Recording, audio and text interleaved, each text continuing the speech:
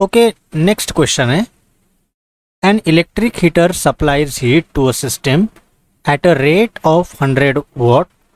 If the system performs work at a rate of 75 joule per second, then the rate at which internal energy increases will be. So ये जो question है ये thermodynamics से related है.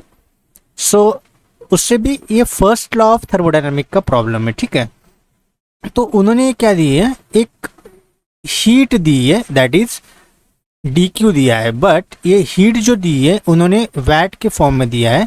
So that is what is equal two joule per second होता है. ठीक है, इसका मतलब इन्होंने डी क्यू जो दिया है वो टी के फॉर्म में दिया है, right. So rate of change of heat दिया है उन्होंने, तो कितना है ये D Q by D T, ये दिया है उन्होंने 100 वॉट.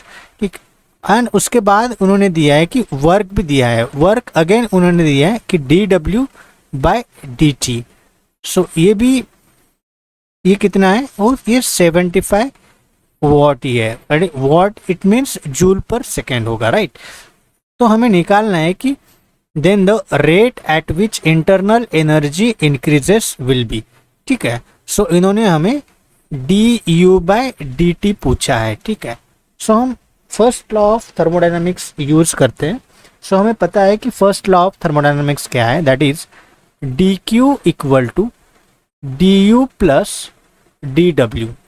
बट इन्होंने हमें वॉट के फॉर्म में दिया है, तो हमें क्या करना पड़ेगा, that is D Q by D T equal to D U by D T plus D W by D T.